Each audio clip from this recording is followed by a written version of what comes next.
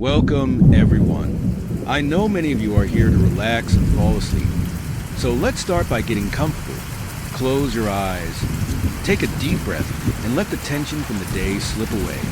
Whether you're listening from your bed or a cozy corner, I'm here to guide you into a world of gentle chills and eerie tales to help you drift off. Before we begin, feel free to comment where you're tuning in from. I'd love to know. Now, just relax, let your mind wander, and let's get started with tonight's story. Chapter 1, Grey Hill was a quiet town, the kind of place where nothing much ever happened. But lately, there was a strange weight in the air, a subtle shift that set everyone on edge. The streets emptied early, and a heavy silence fell over the town square each night. At its center, the old stone fountain stood like a forgotten relic. But now, something else drew people's eyes, the statues. They appeared overnight, one by one. No one knew who the artist was, but the figures were lifelike, so detailed that they looked as though they might move at any moment. The first statue was a woman, hand raised as if shielding her eyes from the sun. Then came a boy, frozen in the act of tossing a ball. People admired them at first, marveling at the realism, but there was something unsettling about them too. The statues seemed too real, too familiar. Michael had lived in Grey Hill for years, scraping by as a struggling artist. He had always dreamed of creating something that would capture people's attention, something that would leave a mark. But it wasn't his work that filled the square now. Someone else was creating these statues, and they were far better than anything he had ever made. Night after night, Michael wandered the square, hoping to catch a glimpse of the mysterious sculptor. But no matter how late he stayed, no one ever appeared. The statues were just there, materializing as if by magic. Michael's curiosity turned into obsession. Who was this artist? How could they create such perfect, lifelike figures? Then, people started disappearing. The first to go was Emily, a woman who lived alone on the edge of town. She was last seen near the square at dusk, and when she didn't return home, people assumed she had left town for good. But then another person vanished, an old man from the bakery.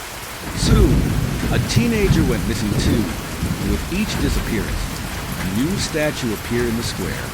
Michael couldn't shake the feeling that the statues were connected to the missing people. The resemblance was too strong.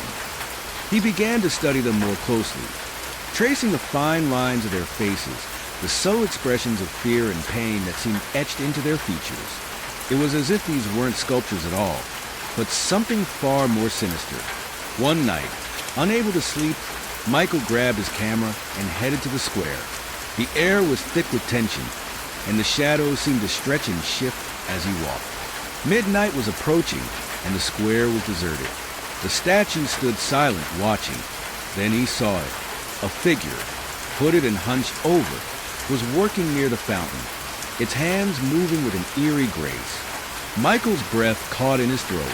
There were no tools, no chisel or hammer, just the figure's hands, shaping something from the very air around it. As he watched, the figure seemed to mold the darkness itself into form, crafting another lifelike statue. Michael raised his camera, but before he could snap a picture, the figure stopped and turned. Hollow eyes met his from across the square, and Michael felt a chill creep up his spine.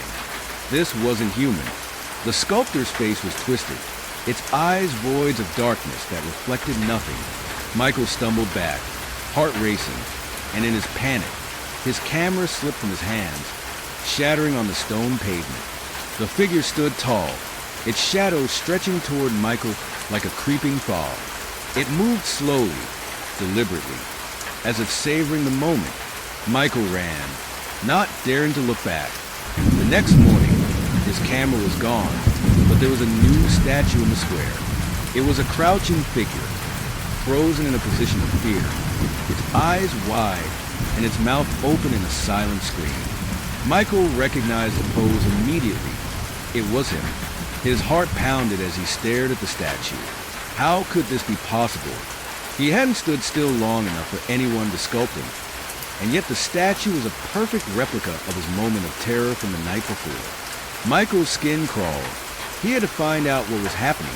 but no one in the town believed him. When he tried to explain what he had seen, they looked at him with pity or fear, their eyes darting away as if they didn't want to hear more. Desperate for answers, Michael began digging through the town's history, scouring the library for any mention of the mysterious artist. What he found was more horrifying than anything he could have imagined. Over 100 years ago, a man named Cornelius Blackwell had lived in Grey Hill. He had been a renowned sculptor, famous for his lifelike creations. But according to the records, there had been whispers about Blackwell's methods. Some claimed that he didn't just sculpt in stone, that his art was darker, more twisted, that he had found a way to capture life itself. Blackwell had vanished under mysterious circumstances. But shortly after his disappearance, statues began to appear around town. Just like now, Michael's hands trembled as he read through an old journal. The pages filled with desperate, rambling entries.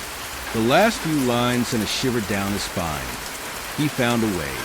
He traps them, their souls bound to stone. They scream, but no one hears. God help us, no one hears. The statues weren't just sculptures. They were the missing townspeople, their souls trapped, their bodies turned to stone. Michael had to leave Grey Hill, but as he packed his things, the sense of being watched grew unbearable. Every shadow seemed to stretch toward him. Every creak of the floorboards felt like a whisper in the dark. He grabbed his bag and headed for the door, but as soon as he stepped outside, the air seemed to thicken, pressing down on him. He turned toward the square, and there it was, the sculptor, standing in the center of the square beside the new statue. This time, it wasn't working on a new figure. It was waiting, and it wasn't alone. The statues, the ones that had filled the square over the past weeks, seemed to shift, their expressions of fear more pronounced, their eyes almost pleading. Michael's breath caught in his throat. Cornelius Blackwell was standing in front of him, not a man but a monster, his hands outstretched, beckoning Michael closer. "You will be my final piece," a voice whispered on the wind. The ground beneath him trembled, and Michael felt an overwhelming force pulling him forward. His legs refused to move, yet he felt his body growing heavier, his skin hardening as if something was creeping through his veins, turning him to stone. He tried to scream, but no sound escaped. The next morning, Grey Hill was quiet. A new statue had appeared in the square, a figure frozen in terror, its arms outstretched as if trying to escape. The townspeople passed by without a second glance, their eyes cold and indifferent. Days later, a tourist arrived in town, eager to see the famous sculptures that had captured so much attention. They wandered the square, marveling at the lifelike detail, the expression so vivid they almost seemed alive. They asked the locals if they knew the artist. The answer was always the same: no one has ever seen him. But if you're in the square at midnight, you might hear the sound of stone being shaped, and if you're not careful, you might become his next masterpiece. The late bus to school hallways were empty, eerily quiet as Sarah stepped out of the classroom. The detention had dragged on longer than she'd expected, and now the sun had already set, leaving the sky painted in deep shades of purple and black. She slung her backpack over her shoulder and sighed. The late bus. No one liked taking it, least of all her. It was always empty, except for the driver, and something about being alone on that bus gave her the creeps. Outside, the school grounds were deserted. A cold wind whipped across the parking lot as she made her way to the bus stop, the lights flickering overhead. Her sneakers squeaked softly on the concrete as she spotted the bus idling in its usual spot, the dim headlights barely cutting through the darkness. Sarah hesitated for a moment. Something felt off tonight, but she shook it off, attributing her nerves to the isolation. She climbed the steps of the bus, nodding to the driver, a man in his 50s with graying hair and a worn-out baseball cap pulled low over his face. He didn't acknowledge her, just stared straight ahead, his hands gripping the steering wheel tightly. Sarah frowned but didn't say anything, taking her usual seat halfway down the aisle. The doors hissed shut and the bus jerked forward. As the streetlights passed by, Sarah glanced around. The seats were mostly empty, except for one other passenger. A man sat in the very back, slouched against the window. He was motionless, his head turned slightly away from her, facing the darkness outside. His clothes were drab, and something about the way he sat completely still gave her an uneasy feeling. Sarah shifted in her seat, trying not to stare. She put her headphones on and stared out the window, but the man's presence nagged at her. The bus ride was usually quiet and uneventful, a straight shot through town to a stop on the outskirts. But tonight, something felt different. The streetlights outside seemed to blur past faster than usual, the familiar landmarks slipping by in a haze. 15 minutes into the ride, she felt it, a slow, creeping dread in the pit of her stomach.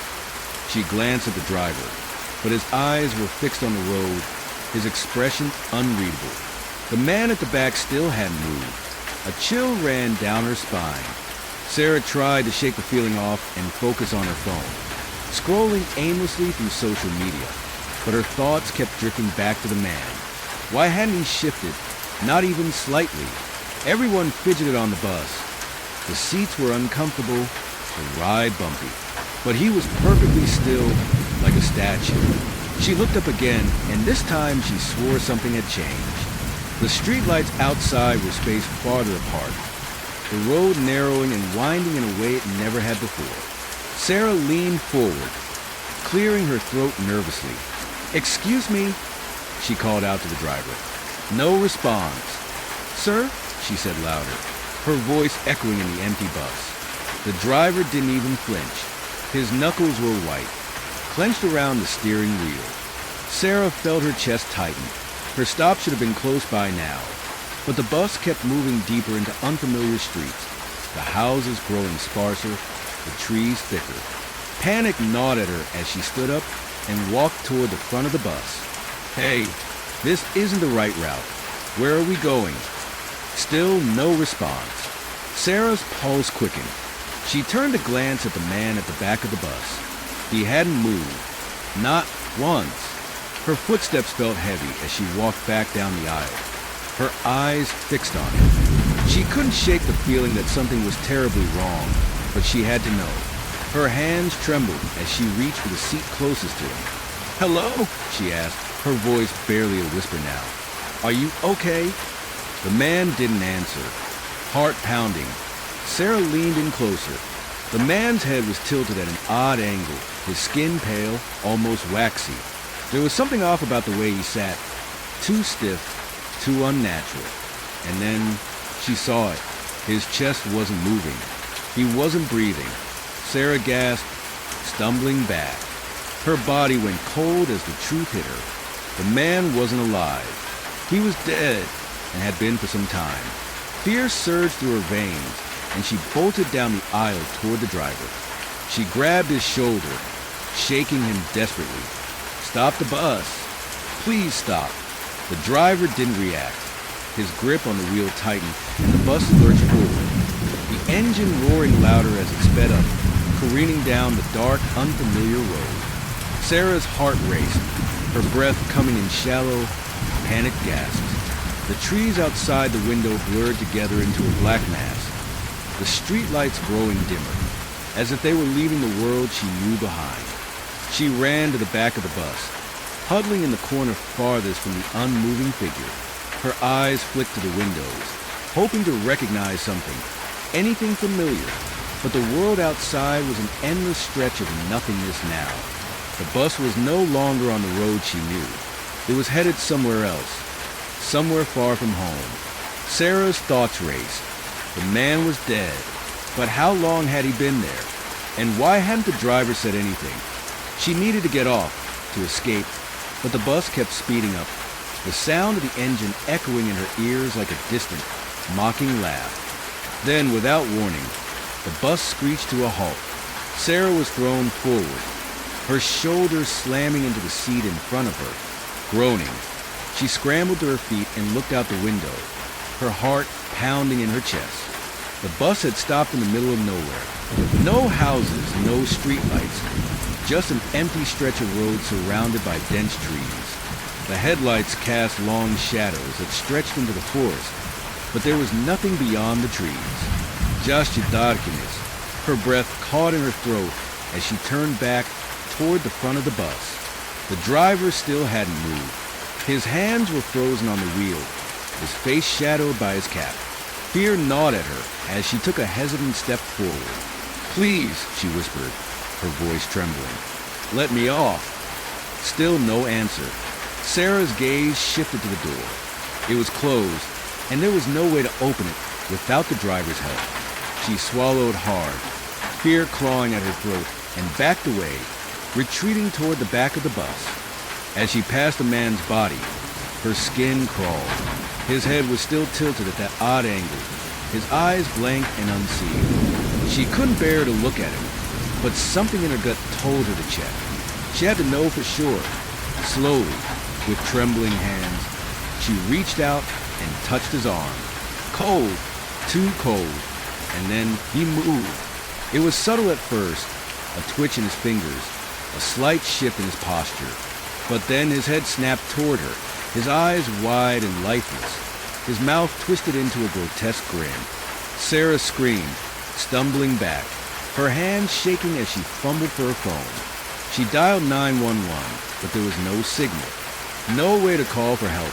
Her heart raced, her breathing shallow as she backed away. Her eyes locked on the man who had been dead, but was now very much alive, or something close to it. The bus started moving again, creeping forward at a slow, deliberate pace. Sarah's legs trembled, and she clutched her backpack to her chest as she watched the man's lifeless grin widen. The bus was taking her somewhere far from home, far from safety, and she wasn't sure she would ever escape. In a daze, she turned back to the driver. His hands were still on the wheel, but his body was unnaturally still. With growing horror, Sarah stepped closer and touched his shoulder. His skin was cold, and as she leaned in, she realized the driver was dead too. Panic surged through her. She was trapped on a bus with two corpses, hurtling into the unknown. The road ahead stretched into the darkness, endless and unforgiving.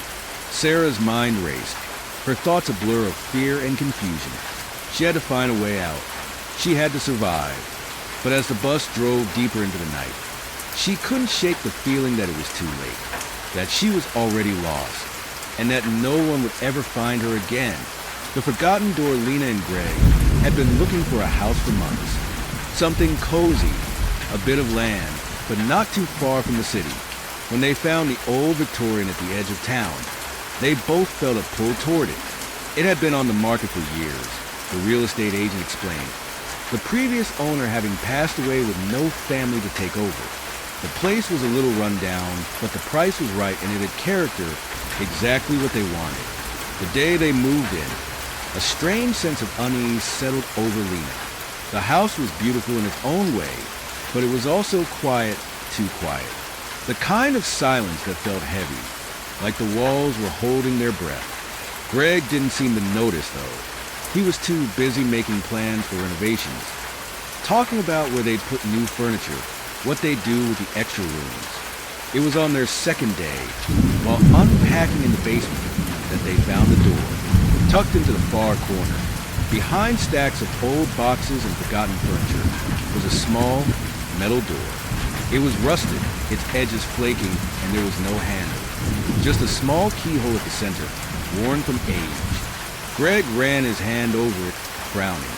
Did the agent say anything about this? Lena shook her head. No, I don't remember her mentioning it. They tried everything to get it open, prying it with tools, checking if the hinges were loose. Nothing worked. Even when Greg attempted to drill into it, the metal wouldn't budge. It was as if the door was sealed, refusing to be disturbed. Lena felt a strange unease as they stood in front of it, a shiver running down her spine. "Let's leave it for now," Greg said, brushing off his frustration. "We'll figure it out later." But later never seemed to come. Days passed, then weeks, and the door remained locked. Yet, it was always on Lena's mind. There was something unsettling about its presence. hidden there in the basement, a part of the house that didn't belong to them. One night, as they were getting ready for bed, Lena heard it, a soft scratching sound, like nails dragging across wood. At first, she thought it was a branch outside scraping against the house, but when she leaned closer to the window, the noise seemed to come from below. "Do you hear that?" she asked Greg. He paused, listening, but the sound had stopped. "Probably the pipes," he said with a shrug. "Old house like this, it's bound to make some noises." But Lena wasn't convinced. The next night, the scratching returned, this time louder. She sat up in bed, her heart pounding. It was unmistakable now. The sound was coming from the basement. Greg was fast asleep, his light snoring filling the room. But Lena couldn't shake the feeling that something was wrong. She tiptoed downstairs, the floorboards creaking under her weight, and stood at the top of the basement steps. The air felt colder down there, heavy with dampness. Her hand hovered over the light switch for a moment before she flicked it on. The bare bulb at the bottom of the stairs cast long, flickering shadows. The scratching stopped as soon as the light filled the basement. Lena's eyes darted to the corner, where the door was. It stood there, motionless, as it always had, but she swore she could feel something on the other side, something waiting. She rushed back upstairs, her heart pounding in her chest. Greg stirred as she slid into bed, mumbling sleepily. "Everything okay?" "Yeah," she whispered, her voice shaky. "Just heard something downstairs." "Old houses," he murmured, already drifting back to sleep. "They make noises." But it wasn't just noise. Lena knew that. She could feel it deep in her bones. Something was behind that door. Over the next few days, the noises grew worse. Scratches, whispers, faint but clear enough that she couldn't ignore them. It wasn't just at night anymore. Sometimes during the day, she'd catch a strange sound coming from the basement. She tried to tell Greg, but he always brushed it off. Then came the cries. Late one night, as Lena lay wide awake, she heard it, a voice. It was faint at first, but unmistakable. A woman's voice, crying out for help. "Greg!" She shook him awake, her voice trembling. "Listen," he groaned, sitting up in bed. "What is it now?" "She'll just listen," she whispered, her heart racing. They sat in silence for a moment, and then the cry echoed through the house again, desperate and mournful. Greg frowned, rubbing his eyes. "Is that?" "From the basement," Lena finished, her face pale. "Something's down there, Greg." Without another word, Greg grabbed the flashlight from the nightstand, his face set with determination. "Let's go." They crept downstairs together, the beam of the flashlight slicing through the darkness. Lena stayed close behind him as they descended the basement stairs. The air colder than ever, the light flickered as they reached the bottom, casting eerie shadows over the boxes and old furniture. The door stood before them, silent and still. Then, without warning, it rattled violently, as if someone was trying to force it open from the other side. The cries grew louder, more frantic, the sound of nails scraping against the metal door. "Help me!" the voice screamed, echoing in the small space. Greg froze, the flashlight trembling in his hand. Lena grabbed his arm, her heart racing in her chest. She had never been so terrified in her life. "What do we do?" she whispered, her voice barely audible over the sound of the cries. Greg stepped forward, his hand reaching for the door. Before he could touch it, the metal groaned, and with a deafening creak, the door swung open on its own. A blast of cold air hit them, so frigid that Lena felt her skin prickle. They stared into the darkness beyond the door, the flashlight's beam unable to penetrate it. The cries had stopped, replaced by an oppressive silence that made the air feel thick and suffocating. Greg hesitated for only a moment before stepping through the doorway. Lena grabbed his arm. "Don't," she whispered, her voice trembling.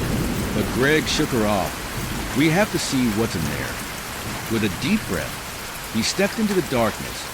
the flashlight flickering as it struggled to illuminate the space. Lena followed reluctantly, her stomach twisting with fear. They found themselves in a narrow passageway, the walls lined with crumbling bricks. The air was damp and smelled of decay, like something long forgotten. As they ventured deeper, Lena's breath grew shallow. There was something wrong about this place, something unnatural. Then they saw it. At the end of the passageway stood a small room, lit only by the faint glow of the flashlight. In the center of the room, chained to the floor, was a figure, a woman, her clothes tattered and stained with dirt, her face pale and gaunt. Her eyes were wide with terror, and she opened her mouth to scream, but no sound came out. "Oh my God!" Lena whispered, taking a step back. The woman's eyes locked onto hers, pleading silently. "Greg, we need to leave," Lena said, pulling at his arm. "Now." But Greg couldn't move. He stood frozen, his eyes fixed on the woman, or what was left of her. She wasn't alive, not really. Her skin was gray and stretched tight over her bones. Her mouth twisted in a silent scream. Lena tugged harder. "Greg!" Suddenly, the woman lurched forward, her chains rattling violently as she clawed at the floor, trying to reach them. The air grew colder, the darkness pressing in on them from all sides. Greg snapped out of his trance, stumbling backward. They turned and ran, the woman's chains dragging behind them, her silent screams echoing through the passageway. They slammed the door shut behind them, the cries fading into the distance. Lena's heart pounded in her chest as she collapsed against the wall, her breath coming in short, panicked gasps. Greg leaned against the door, his face pale and shaken. What was that?" "I don't know," Lena whispered, her voice trembling. "But whatever it was, it's not human." The next morning, they packed their things and left the house. They didn't bother telling the realtor why. They didn't need to. Some things were better left locked away, forgotten behind closed doors. But as they drove away, Lena couldn't shake the feeling that something was still watching them. And when she glanced in the rear-view mirror for just a second, she swore she saw a figure standing at the basement window, watching them leave. The dollhouse when Emma's grandmother passed away. She left behind an old house filled with memories. It was a place of warmth and comfort during Emma's childhood, but now, standing in the musty attic, the air felt colder, heavier. As Emma sorted through her grandmother's belongings, one item caught her attention, an intricately detailed dollhouse. It was beautiful, with tiny wooden shutters, a sloping roof, and a miniature garden. She had never seen it before, which was odd, given how much time she'd spent in the house growing up. The dollhouse was strange in its perfection. Each tiny room was fully furnished, down to the smallest details, miniature books on shelves, tiny dishes on the table. It even had little dolls, meticulously carved and painted. They were dressed in old-fashioned clothes, their faces expressionless. Something about them unsettled Emma, but she couldn't quite place why. Her parents told her to take whatever she wanted before the house was cleared out for sale. Without thinking too much about it, Emma decided to bring the dollhouse home with her. It seemed like a piece of her grandmother, something to remember her by. When Emma set it up in her bedroom, the dollhouse seemed to draw her in. She found herself spending hours rearranging the tiny furniture, adjusting the dolls, and making everything just right. But as the days passed, strange things began happening. At first, it was little things. She'd leave her bedroom, only to return and find the dollhouse's front door ajar, or the furniture moved slightly. She blamed her own memory. Maybe she had left the door open without realizing it. But soon, it became impossible to ignore. One night, Emma woke to the sound of something small tapping against her floor. She sat up, heart pounding, straining to listen. Step, step, step. It was faint but insistent, like tiny footsteps moving across the room. She flicked on the light, scanning her bedroom. Nothing. Everything was in its place, except for the dollhouse. Its tiny front door was wide open, and the dolls had been moved. The little figure of the woman who had been sitting in the living room earlier was now standing by the front door, her tiny hand raised as if she had been about to knock. A chill ran down Emma's spine. She stared at the dollhouse, her breath quickening. It couldn't be. The dolls couldn't have moved on their own. Could they? The next morning, Emma tried to shake off the unease. She told herself it was all in her head, that maybe she had forgotten where she'd placed the dolls before going to bed. But deep down, she knew something was wrong. She could feel it, like a dark presence lingering just out of sight. Over the next few days, the strange occurrences escalated. Objects in her house began moving. She'd find chairs pulled out from the dining table, doors slightly ajar that she was sure she had closed. At night, she heard whispers, soft, unintelligible murmurs that seemed to come from the dollhouse. Each time she investigated, the dolls had moved again. No matter how carefully she arranged them, they never stayed where she left them. Emma began to dread nighttime. The whispers grew louder, the tapping more insistent. She started waking up at odd hours, always to find the dollhouse open, the dolls standing in new positions. One night, the tiny figure of the man that had been sitting at the kitchen table was now standing at the window, his face turned toward her bed. Emma's fear grew, but she didn't know what to do. She considered getting rid of the dollhouse, but something inside her stopped her each time. It was her grandmother's, after all. Maybe she was overreacting, but the more she tried to ignore it, the worse it became. One evening, Emma decided to thoroughly inspect the dollhouse. She couldn't shake the feeling that there was something more to it, something hidden. As she examined the miniature rooms, she noticed something strange.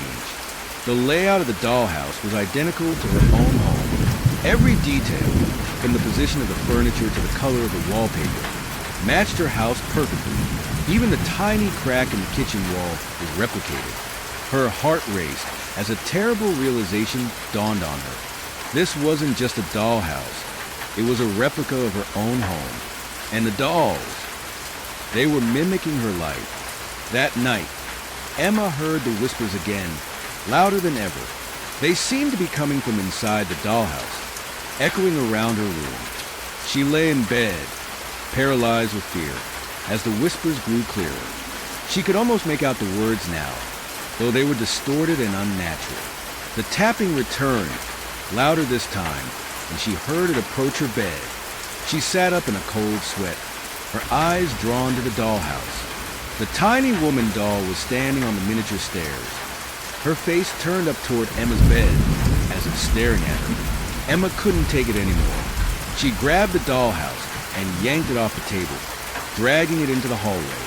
But as she reached the stairs, the front door of the dollhouse swung open again on its own, and she swore she saw something move inside. In a panic, she tossed the dollhouse down the stairs. It crashed to the floor, splintering into pieces. For a moment, everything was still. Emma took a deep breath, relieved that it was over. But then, the whispering returned. This time, it was coming from behind her. Slowly, she turned to face her bedroom. The door creaked open, and in the shadows, she saw them, the dolls. No longer tiny, but full-sized, their faces twisted into grotesque expressions. The woman doll was at the front, her hand raised just like before, as if she were about to knock on Emma's door. Emma's blood ran cold. She backed away, her heart hammering in her chest. The whispers grew louder, filling the room with a deafening hum. The dolls took a step forward, their tiny footsteps now heavy and deliberate. Emma's throat tightened with terror as they crossed the threshold into her room, their lifeless eyes fixed on her. She tried to scream, but no sound escaped. The next morning, Emma's parents found the dollhouse in pieces at the bottom of the stairs, its tiny furniture scattered across the floor. But Emma was nowhere to be found. They searched the house from top to bottom, but there was no sign of her. It wasn't until her mother entered Emma's bedroom that she saw it. Sitting in the center of the room was a dollhouse, perfectly intact. And inside, among the miniature furniture in tiny rooms, was a new doll, a perfect replica of Emma, standing at the window, her face frozen in a silent scream. The whispers began again that night, but no one was left to hear them. The whispering walls, the countryside home, was everything Emma and Mark had dreamed of. Quiet, secluded, and far from the hustle and noise of the city. They had spent years imagining this life. Peaceful mornings with the sound of birds instead of traffic. Wide open fields instead of crowded streets. When they found the old house tucked away at the edge of a small village, it seemed perfect. Sure, it needed some work, but the charm of its stone walls and weathered wooden beams had won them over instantly. It was their escape, their new beginning. The first few days passed in a blur of unpacking and settling in. The house had an old-world feel, with creaky floorboards and windows that rattled in the wind, but it added to the charm. They laughed at how quiet it was at night, the absence of city sounds making them feel as if they were in another world entirely. But then on their fourth night, Emma heard it, lying in bed, half asleep.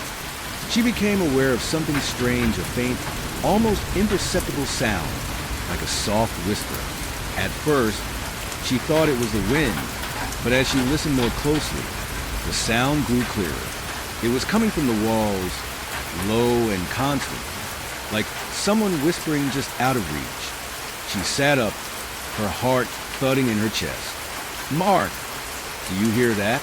Mark, groggy from sleep, rolled over, blinking at her. "Hear what?" "That," she whispered, her voice barely audible. The whispering. Mark listened for a moment, then shrugged. Each is old house, immerse. Houses like this creak and groan. It's probably just the pipes. Emma nodded, though she wasn't convinced. The sound was too distinct, too deliberate, but she didn't push it. She figured maybe it was just her imagination playing tricks on her. The next morning, the whispering was gone, and the house seemed normal again. But that night, as they lay in bed, the whispers returned, louder this time. Emma froze, straining to hear the words, but they were too muffled, too far away. The sound was almost hypnotic, like someone just behind the walls was trying to speak to her, to tell her something she couldn't quite understand. This time, Mark heard it too. He sat up, frowning. "Okay, that's weird." "I told you," Emma whispered, her voice trembling slightly. "It's coming from inside the walls." Mark got up, pressing his ear to the wall. The whispering continued, soft but persistent, like an urgent conversation happening just out of earshot. His face paled as he pulled away. "There's something in there," he muttered, more to himself than to Emma. They spent the next hour knocking on the walls, checking for hollow spots, trying to figure out where the sound was coming from. But no matter where they searched, the whispers seemed to move, shifting from one part of the house to another. It was like they were being followed. The days passed, and the whispers grew louder, more insistent. At first, it was only at night, but soon, Emma began to hear them during the day, too. Faint murmurs that seemed to float through the house, coming from everywhere and nowhere at once. She tried to ignore it, to focus on their new life, but the sound gnawed at her, filling her with a growing sense of unease. Mark brushed it off as old pipes or draft in the walls, but even he couldn't deny that something wasn't right. One evening, as they sat at the dinner table, the whispering grew so loud that they couldn't hear each other speak. It was as if the house was alive, filled with voices they couldn't understand. "I'm calling someone," Mark said finally, setting down his fork. "There has to be an explanation for this." The next day, they had a contractor coming to check the house, but after a thorough inspection, he found nothing. The walls were solid, the foundation intact. There were no signs of animals, no faulty pipes. As far as the contractor could tell, the house was perfectly sound. But the voices, Emma insisted, "we hear them all the time."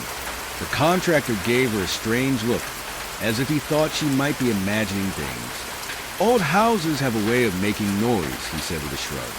"Sometimes the wind gets trapped in the walls, makes it sound like whispering." Emma didn't believe him. She knew what she was hearing, and it wasn't the wind. That night, the whispers returned with a vengeance. They were no longer soft and indistinguishable. Now they were louder and more frantic. Emma could hear the distinct murmur of voices. Though the words were still impossible to make out, it was as if the house was filled with people, all talking at once, their voices overlapping in a low, incomprehensible drone. "I can't take this anymore," Emma whispered, her hands shaking. "We have to find out what's going on." They decided to dig into the history of the house, hoping to find some clue, some explanation for the strange noises. What they found was far darker than they had imagined. The house had been built over 100 years ago, originally owned by a reclusive family who kept to themselves. According to the records, the family had suffered a series of tragic events, mysterious illnesses, accidents that claimed the lives of several members, one after another. The last member of the family, a young woman named Lydia, had disappeared without a trace. Rumors had spread through the village at the time. Some said the house was cursed, that Lydia had been driven mad by the voices she heard in the walls. Others believed that something far more sinister had happened, but no one knew for sure. Emma's blood ran cold as she read through the old newspaper clippings.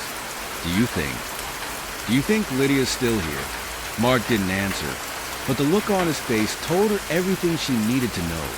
That night, the whispering became unbearable. The voices were everywhere, echoing through the house, growing louder and more frenzied. Emma couldn't sleep. She lay in bed, her heart pounding, staring at the walls as the whispers surrounded her. Then, just after midnight, the voices changed. Instead of murmurs, they became clear, distinct words. "Help me." Emma sat up, her heart racing. The voice was coming from the wall behind her bed, a woman's voice, soft and pleading. "Help me," the voice whispered again, louder this time. Mark was already awake, sitting up beside her, his face pale. "Did you hear that?" Emma nodded, fear tightening in her chest. "It's her. It's Lydia." Without thinking, they jumped out of bed and ran to the wall where the voice had come from. The whispering grew louder, more desperate. "Help me, please." Mark grabbed a hammer and began smashing the wall. Plaster and dust flew as he tore into it. Driven by a frantic need to uncover whatever was hidden there, Emma stood behind him, her hands trembling, the voices filling her ears. Finally, Mark broke through, revealing a small, dark space behind the wall. The air was thick with dust, and the smell of decay filled the room. Emma covered her mouth, her eyes watering as she peered into the hole. There, hidden within the wall, were bones, human bones. The remains of a woman, her skeletal hands still outstretched as if she had been clawing at the wall, trying to escape. Emma staggered back, her heart pounding in her chest. "Oh my God, it's her," Mark whispered, his voice shaking. "It's Lydia." The whispers stopped. The house fell into a heavy, suffocating silence, as if it had been holding its breath for years, waiting for this moment. For a long time, neither of them spoke. The weight of what they had uncovered pressed down on them, thick and oppressive. "We need to call the police," Emma finally whispered, her voice barely audible. Mark nodded, still staring at the bones. Yeah, we do." But as Emma turned to leave the room, she heard it again, a soft whisper, coming from deep within the walls. This time, the words were different. "Let me out." Emma froze, her skin crawling. She turned back to Mark, her eyes wide with fear. "It's not over," she whispered. "There's something else. Something still in the walls." Mark stared at her, his face pale. "What do you mean?" Emma didn't answer. She didn't have to. The voices had returned, louder now, more insistent. "Let me out," they whispered again and again, filling the room with their frantic, pleading cries. Emma backed away, her heart racing. She could feel it now. The house was alive, and it wasn't finished with them. They weren't alone, and whatever was trapped within the walls, it wanted out. The visitor Anna and Thomas had always dreamed of a quiet life in the countryside. After years of living in the hustle and bustle of the city, the prospect of peace and solitude in an isolated village seemed like the perfect escape. So, when they found a charming, old house nestled on the edge of a small, rural village, they jumped at the opportunity. The house was centuries old, with ivy creeping up the stone walls and a rusted gate that squeaked ominously in the wind. It had a history, a long, storied past that intrigued them both. The agent who had shown them the property mentioned little about the house's origins. But Anna had a feeling that the house held secrets, and Thomas, ever the skeptic, had brushed it off. They were ready to start fresh. The village itself was quiet. A handful of houses, a small pub, and a lone convenience store made up the entire community. The villagers were reserved, giving off a sense of being too wrapped up in their own affairs to care much about the newcomers. Anna and Thomas didn't mind the isolation. They spent their days unpacking, cleaning, and settling in. But it wasn't long before they began to notice strange things. It started small, an overturned cup, a door left ajar that they were certain had been closed. At first, Anna chalked it up to their hectic schedule, the stress of moving, or maybe just their own forgetfulness. But then things began to escalate. One afternoon, as Anna returned from the market, she found that all the furniture in the living room had been moved. The couch, which had been placed against the far wall, was now in the center of the room. The coffee table, which had been on the right, was now positioned at the far end of the room, almost at the base of the stairs. Anna stood frozen in the doorway, her heart pounding in her chest. "Thomas," she called out, but there was no reply. She stepped inside, cautiously surveying the room. It looked as though someone had rearranged the furniture with deliberate intent. But who? Thomas was at work, and she had been gone for only a few hours. She tried to rationalize it. Maybe it was a draft, or maybe Thomas had decided to reorganize. But when she found a collection of small objects, a pen, a key, a loose coin, scattered across the floor as if they had been thrown, her unease grew. Later that night, over dinner, she mentioned it to Thomas. "I swear I didn't touch anything," he said with a puzzled look. "Maybe you were just tired. You've been working a lot." But as the days went on, the occurrences only increased. One evening, Anna went to the kitchen to fetch a jar of jam. When she opened the pantry, she froze. The jar of jam that had been on the second shelf was gone. In its place was a can of soup she didn't recognize. She turned around and saw Thomas standing in the doorway, his arms folded across his chest. "Did you move the jam?" she asked, voice trembling. Thomas shook his head. "No, premeditated." Anna checked the entire pantry again. No sign of the jam. She checked the refrigerator, then the cabinets, but it was as though it had vanished into thin air. "This is getting weird," Anna muttered. Thomas frowned. "It's just a jar of jam, Anna. Maybe you're losing track of things." But Anna wasn't so sure. The house had become a labyrinth of unsettling occurrences. Small things like misplaced objects, lights flickering for no reason, and doors creaking open when no one was nearby. Then came the muddy footprints. One evening, after an afternoon of rain, Anna was cleaning the kitchen when she noticed something strange. Muddy footprints, large and heavy, led from the back door to the basement stairs. She stood in the doorway, staring at the prints. They weren't hers. They weren't Thomas's either. She could see the trail stretching down the hallway, stopping at the door to the cellar.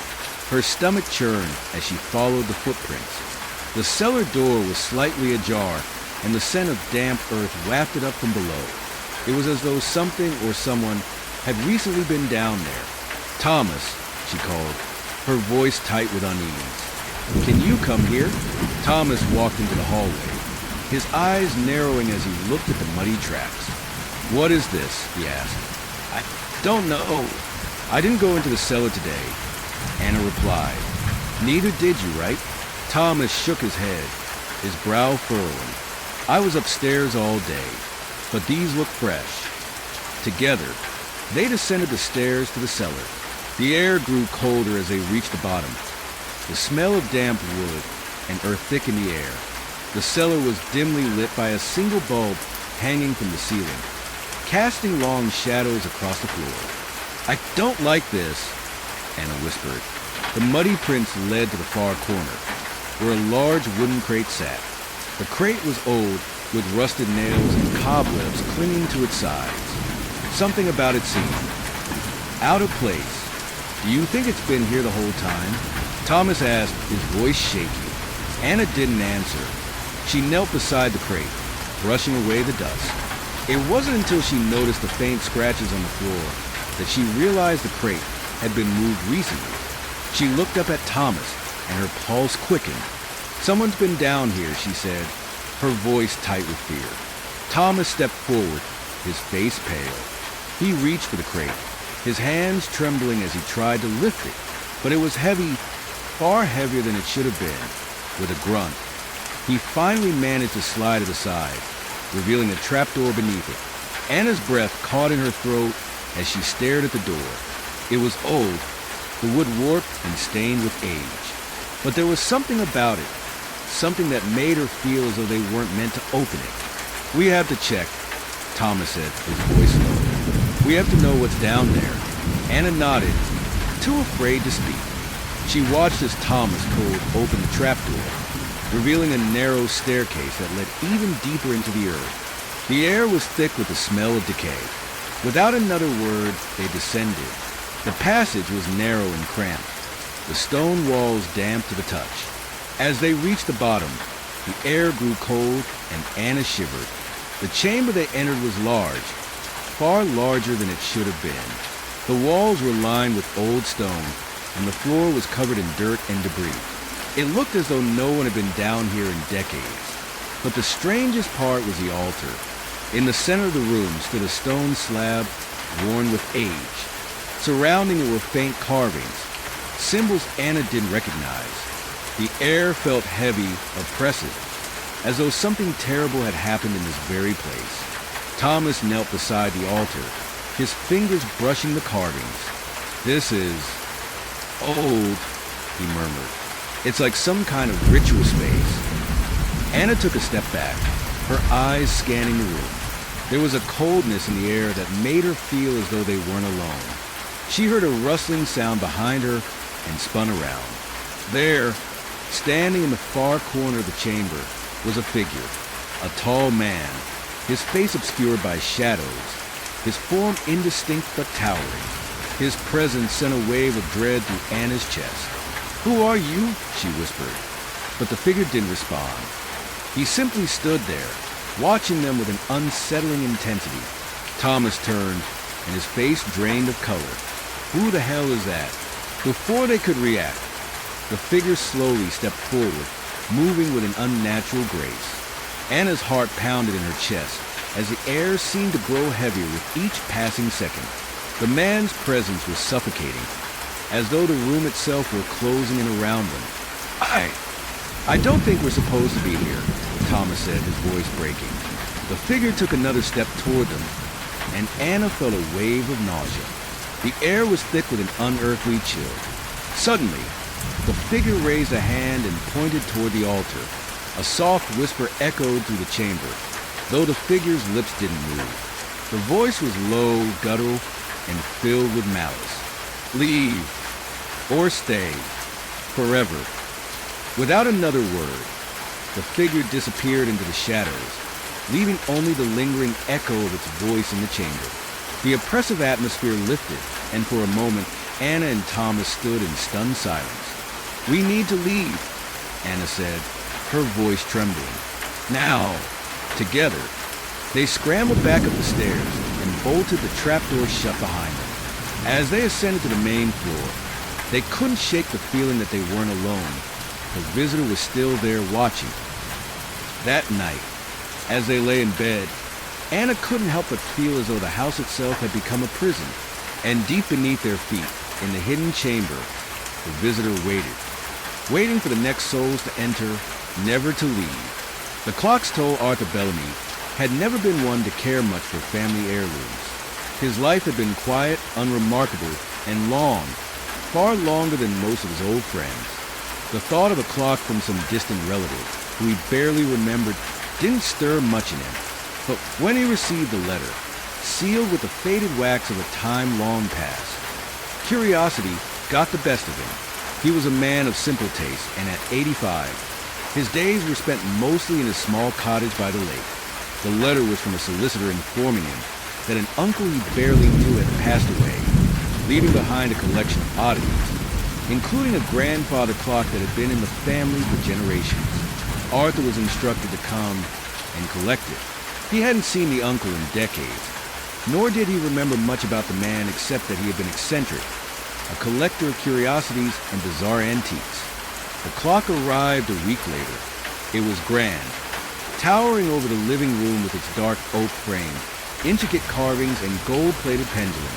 A towering presence, it filled the room with its weight. The sound of its ticking was deep and resonant, as if it were keeping time with the very pulse of the house. Arthur didn't know why, but the moment it entered the room, he felt an unexplainable chill settle over him. That night, as the clock's pendulum swung back and forth, Arthur tried to ignore the unease that had crept into his bones. He had always been a man of reason, and yet something about this clock unsettled him. Perhaps it was its age, or the dark wood, or maybe the strange feeling that the room seemed to grow colder with its arrival. He dismissed the thoughts as the products of an overactive imagination. The house settled into its quiet rhythm as Arthur sat in his armchair with a book. But as midnight drew near, something inexplicable happened. The clock's chimes rang out, a deep, sonorous sound that seemed to reverberate in his very chest. Arthur's eyes flickered to the clock, and his breath caught in his throat. There, in the reflection of the polished wood, he saw someone moving in the shadows. At first, it was just a flicker, a shadow crossing the room behind him. He spun around, but the room was empty. The hairs on his neck stood on end. His mind raced to explain what he had seen, but there was no explanation, no logical reason for what had happened. He turned back to his book, telling himself it was nothing but the product of his tired eyes. The next night, the same thing happened. As the clock struck midnight, a cold draft swept through the room. Arthur looked into the reflection of the glass, and there it was again, the shadow. This time, it was clearer. A figure stood in the far corner, half obscured by darkness, barely visible yet undeniably there. Its form was tall and thin, like a man but with no discernible features, just a vague shape that seemed to flicker in and out of existence. Arthur stood frozen, heart racing in his chest. He knew he should have moved, should have left the room, but his feet felt rooted to the floor. The figure didn't move, didn't approach. It simply stood there, watching him. His breath came in shallow gasps as the chimes of the clock rang in his ears. The next night, it happened again, and the night after that. Each time, the figure appeared closer, its presence more undeniable, more real. Each strike of the clock seemed to draw it nearer. At first, it hovered just on the edge of the room, barely perceptible. But by the fourth night, it was standing just behind Arthur's chair, so close that he could feel the temperature drop in the air around him. The clock's chimes grew louder, deeper, as if the toll was echoing through the very fabric of the house itself. Arthur didn't sleep. How could he? The figure appeared with every strike of the clock. It was always there, always watching, and the closer it came, the more alive it felt. There were no details to the figure, no clear face or body, but Arthur began to feel a cold, malevolent presence, a weight pressing down on him, something ancient and full of hunger. As the days passed, Arthur became more and more drawn to the clock. He hated it, feared it, but at the same time, he couldn't stay away. He spent hours sitting in front of it, staring at the pendulum as it swung back and forth, hypnotizing him. The chimes rang louder with each passing night, the toll seeming to echo in his soul. And with every strike, the figure drew nearer. It was on the seventh night when the figure finally spoke. Arthur had been sitting by the clock, watching the pendulum sway back and forth, when the clock struck midnight with its thunderous chimes. And then in the reflection, the shadow moved closer, closer than it had ever been before. This time, there were no flickers, no in and out of existence. The figure stood behind him, its presence palpable, suffocating. Arthur's heart pounded in his chest, and he felt a chill that ran down his spine. And then it spoke. "You cannot escape." Arthur's body went cold, the words sinking into him like ice. He turned, but no one was there. The room was empty. His heart raced, and his breath came in short, ragged bursts. He stood, his legs trembling, and backed away from the clock. The chimes rang out once more, and the shadow flickered again in the reflection. It was closer now, so much closer. Arthur was trembling. Every bone in his body screamed at him to leave, to run, but his legs wouldn't move. The figure was in the room now, or at least its reflection was. It was impossible to ignore. And then, as the clock struck 12 once more, Arthur understood. The figure wasn't just a shadow. It was something real, something bound to the clock, tied to the toll of its midnight chimes. And each strike brought it closer to him. He stumbled backwards, his heart racing, but there was nowhere to go. The clock towered over him, its chimes growing louder, more insistent. The figure was there, standing directly behind him now, its presence pressing down on him like a weight too heavy to bear. The toll of the clock rang louder, its chimes deafening in the silence. And in the reflection of the glass, Arthur saw it clearly now. The figure wasn't just a shadow. It had a face. It had eyes, dark, hollow eyes that seemed to see him, see through him, and stare into the very core of his being. He felt as though he were suffocating, trapped in the moment, caught between time itself. And then, as the clock struck 12 for the last time, the figure moved. It reached out, its long, skeletal fingers brushing against Arthur's shoulder. The touch was cold, like death itself, and in that moment, Arthur understood. The clock wasn't just keeping time. It was marking his end. The last chime echoed through the room, and Arthur's breath caught in his throat. He felt the chill of the figure's touch invade his very soul. And for the first time in his long life, he understood what it meant to be truly alone.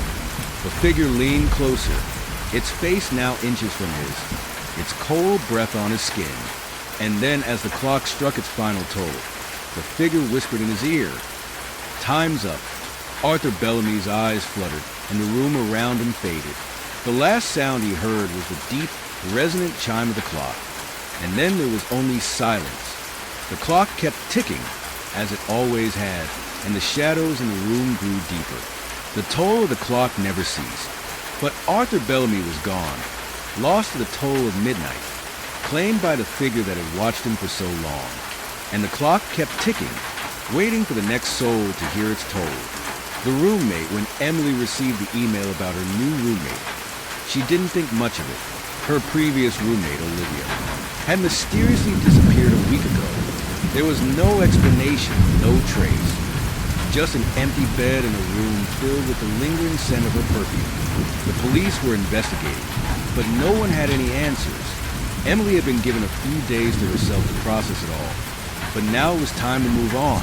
College life couldn't wait, and the school had quickly reassigned her to another roommate. The new girl's name was Mara.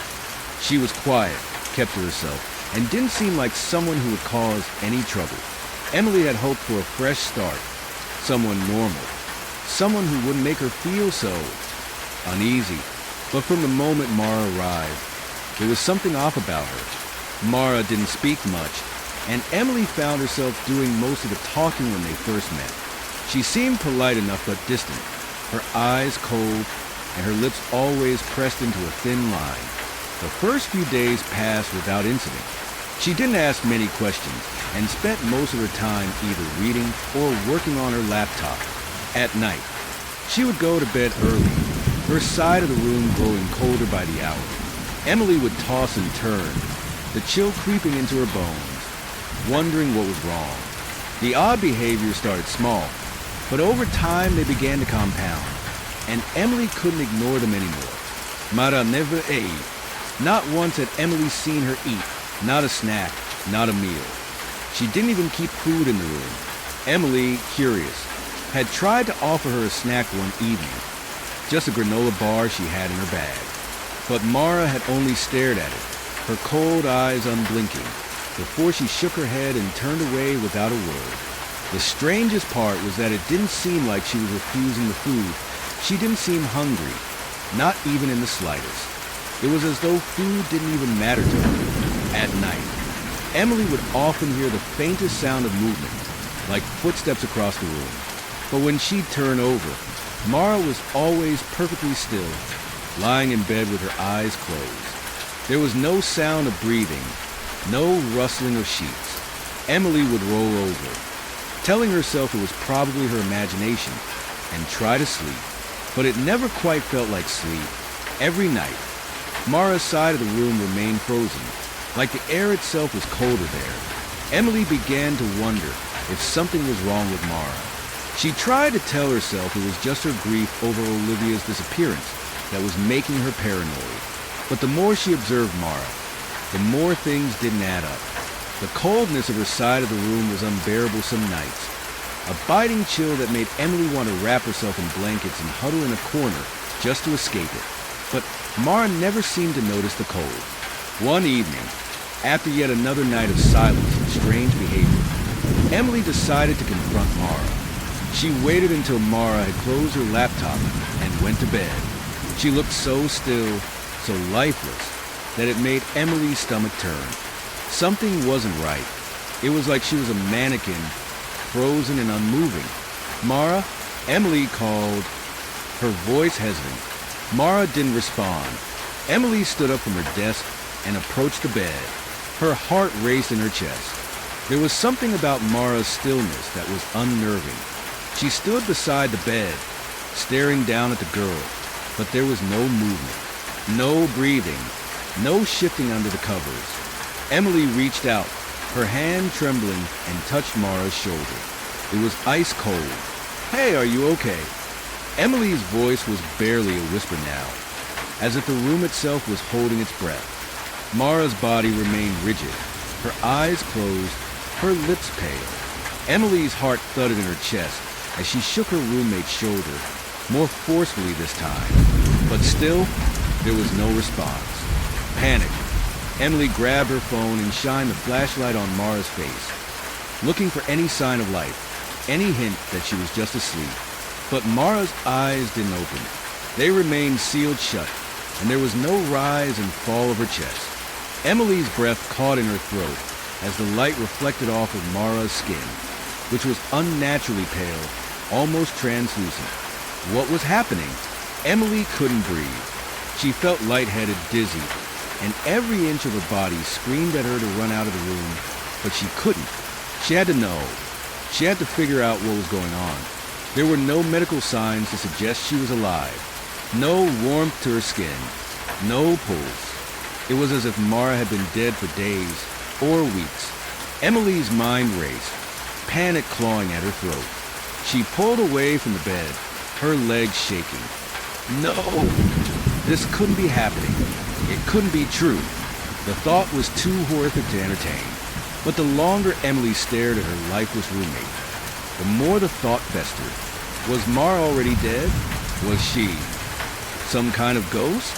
Some kind of thing that looked human, but wasn't? That night, Emily hardly slept. She lay in her bed, staring at the ceiling, the coldness in the room gnawing at her sanity. How long had Mara been like this? Why didn't anyone else notice? The next day, Emily began to dig into Mara's past. She went to the school records, but there was nothing unusual about her. Nothing stood out except for her strange behavior and the fact that no one seemed to know her family. There were no social media accounts, no real trace of her existence beyond her arrival at the school. Emily found herself standing outside the old library in the early evening, staring at the crumbling pages of old yearbooks and student records. There was something off about Mara's entry in the system. The records were sparse. They listed a single address, a family name she couldn't find any information about, and a strange gap in the years. That's when Emily found it. A small mention in a local newspaper about a girl named Marlee who had gone missing. The year was the same as the year Mara had enrolled in college. The girl was last seen in the same town, reported as missing and presumed dead. But there was no conclusion, no body ever found. The article didn't give much detail, but Emily knew, deep in her gut, that she had found the answer. Mara was dead. Terrified, Emily rushed back to her dorm room, her mind spinning. She wasn't sure what she was expecting, but she needed to confront Mara. She needed to know what was happening before she went crazy. When she entered their room, Mara was sitting at her desk, typing away on her laptop. The cold air hit Emily like a wall, but it was the sight of her roommate, alive and moving, that made Emily's stomach churn. This wasn't real. None of this was real. Mara, what are you? What's happening? Emily's voice shook as she tried to get words out, but her throat was tight, her voice barely a whisper. Mara turned slowly to face her, her pale eyes locking onto Emily's with an intensity that made her blood run cold. Nothing, Mara said, her voice eerily calm. I'm just like everyone else. You're just imagining things. But Emily didn't believe her. As she stood there, her heart pounding, she realized that Mara wasn't alive. She had never been alive, and whatever was in her place had been playing the part of a normal student, feeding off the energy of those around her. Mara wasn't her roommate anymore. Whatever had taken her place was waiting to take someone else. Emily turned to leave, but before she could reach the door, the temperature in the room dropped, and Mara's voice echoed one final time. You won't leave, Emily.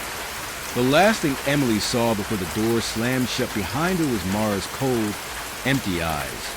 The broken Master Playhouse stood at the edge of town, forgotten and crumbling under the weight of years. Its once brilliant facade was dulled by neglect, its windows clouded with dust and grime. Inside, the seats were worn, the stage sagging slightly in the middle, and the air was thick with the musty scent of decay. It had been abandoned for nearly 50 years, ever since the tragic death of an actor during a performance that had forever marred the theater's reputation. The local theater troupe, however, wasn't concerned with the building's past. They needed a space to rehearse for their upcoming performance, and the Playhouse, despite its age and eerie reputation, was available for a cheap rental. The lead director, Henry, saw potential in its rustic charm, imagining the way the creaking stage and dim lighting could lend atmosphere to their production. He convinced the troupe that the rumors of hauntings were nothing more than superstition. The first day of rehearsals went smoothly enough. The actors arrived, commenting on the cold air that seemed to cling to the building no matter how high the heat was turned up. But no one complained. They were used to strange venues and odd circumstances. In fact, the troupe had a reputation for transforming decrepit spaces into stunning stages. As the days passed, though, strange things began to happen. It started small, props disappearing, only to turn up in strange places, lights flickering unexpectedly, and faint whispers from the wings when no one was there. At first, they brushed it off, blaming faulty wiring and the age of the building. But then came the footsteps. They would hear them, echoing from the stage or the aisles long after rehearsals had finished for the day. Heavy, deliberate footsteps that no one could explain. Henry tried to laugh it off, claiming it was probably just the old floor settling. But the cast and crew were growing uneasy. It wasn't just the footsteps. It was the coldness that accompanied them. The sudden drafts of icy air that sent shivers down their spines, no matter how many layers they wore. The rumors about the masked figure began to spread among the troupe. Stories about the ghost of an actor who had died on stage during a performance 50 years ago. According to the legend, he had collapsed mid-scene, never finishing his final act. Some said it was a heart attack. Others whispered of a curse placed upon the Playhouse. But they all agreed on one thing. His spirit never left. They claimed he could still be seen, wearing the mask from his final role, lurking in the shadows, waiting for a chance to finish what he started. Henry scoffed at the rumors, dismissing them as old wives' tales meant to spook newcomers. He was determined to move forward with the production. The rest of the troupe, though uneasy, followed his lead. They had worked too hard to let a ghost story ruin their chance at a performance. But as opening night approached, the sightings became more frequent. The actors would catch glimpses of the masked figure in the wings, just out of the corner of their eyes. At first, they thought it was one of their fellow actors, dressed for the upcoming performance. But when they turned to speak to him, the figure would vanish, leaving behind only the echo of footsteps and a cold chill that seeped into their bones. It wasn't just the actors who saw him. The crew, too, began reporting strange encounters. Tools going missing, lights turning on and off by themselves, and once, during a late-night tech rehearsal, a stagehand swore he saw the masked figure standing in the middle of the stage, watching him silently. When he blinked, the figure was gone. Henry tried to keep the troupe focused, but it was clear the atmosphere had changed. The air in the playhouse felt heavier, like something was watching and waiting. The actors became jittery, their lines faltering, their movements stiff with fear. Even Henry, who had been so dismissive at first, found himself glancing nervously at the wings during rehearsals, half expecting to see the masked figure lurking there. The night before opening, the tension finally boiled over. The lead actress, Isabel, was rehearsing a particularly intense scene when she froze midline, her eyes wide with terror. She dropped to her knees, pointing frantically toward the back of the stage. "He's there," she screamed. "He's watching us." The rest of the troupe turned, but there was nothing, just the empty stage and the dim, flickering lights. Henry rushed over, trying to calm Isabel down, but she was inconsolable. "I saw him," she sobbed. "The mask. It was him." They called off the rest of the rehearsal, sending everyone home early to rest before the big night. But no one slept well that night. The playhouse haunted their dreams, the masked figure a shadow in their minds, watching, waiting. Opening night arrived, and the playhouse was packed. The townspeople, curious about the old theater's revival, filled the seats, eager to see the performance. The troupe, though shaken, knew the show had to go on. They gathered backstage, their faces pale, their nerves frayed. Henry gave them a final pep talk, trying to instill some last-minute confidence, but his words rang hollow. Even he could feel the weight of something unseen pressing down on him. The lights dimmed, the curtain rose, and the performance began. For the first act, everything went smoothly. The actors hit their marks. The lines were delivered with precision, and the audience seemed captivated. But as the second act began, the atmosphere shifted. The temperature in the theater plummeted, and the lights began to flicker. The actors stumbled over their lines, their eyes darting nervously to the wings. The audience, sensing the unease, began to murmur, their attention wavering. And then it happened. In the middle of a crucial scene, the masked figure stepped onto the stage. At first, the audience thought it was part of the performance, a dramatic entrance. But the actors froze, their faces drained of color. This wasn't part of the script. The figure was tall, dressed in tattered black, with a pale, expressionless mask covering his face. He moved slowly, deliberately, his footsteps echoing through the theater. The lead actor, James, tried to continue, stumbling through his lines, but the figure moved closer. The audience was silent now, their eyes wide with confusion and fear. James broke character, turning to Henry in the wings. "What the hell is going on?" he whispered, his voice shaking. But Henry was just as frozen, his eyes locked on the figure moving across the stage. It was him, the ghost. The masked actor returned to finish his final act. The figure stopped in the center of the stage, staring out at the audience. For a long moment, there was silence, and then, without warning, the figure turned to James and lunged. The audience screamed as James was knocked to the ground, the figure standing over him, its cold, gloved hands tightening around his throat. The other actors scattered, fleeing backstage in terror. Henry rushed onto the stage, trying to pull the figure off, but his hands passed through it as though it were made of smoke. The lights flickered wildly, the temperature dropping even further, until it felt like the very air had frozen solid. The audience was in a panic, scrambling to the exits, but the doors wouldn't budge.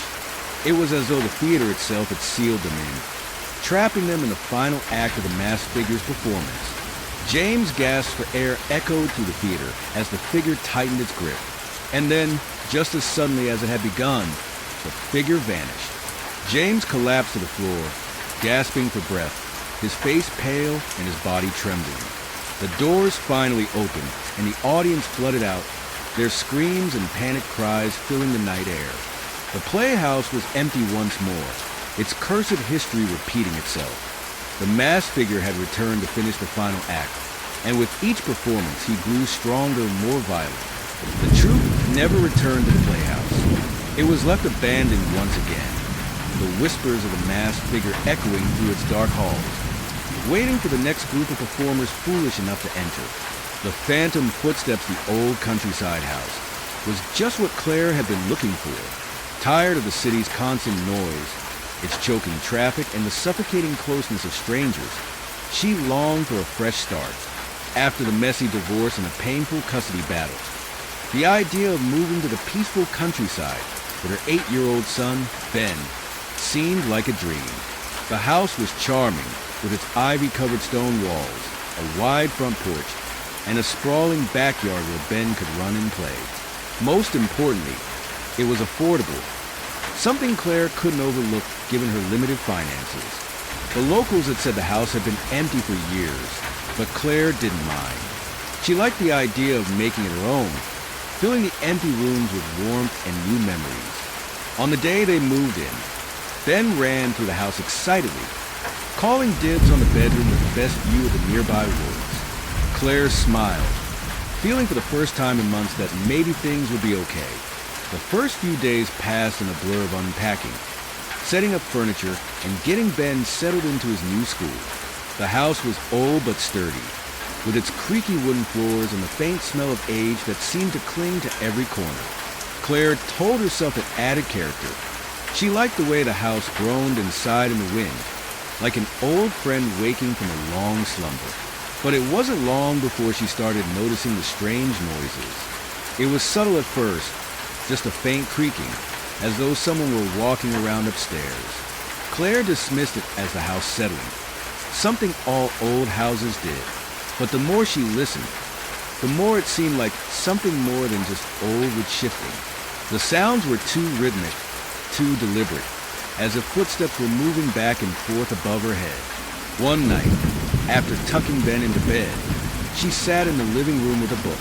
The wind outside howled, rattling the windows, and the fire in the hearth crackled softly. It was a comforting scene until she heard it again. Footsteps. This time, they were louder, heavier, coming from directly above her, the attic. Claire's skin prickled. She hadn't spent much time up there yet.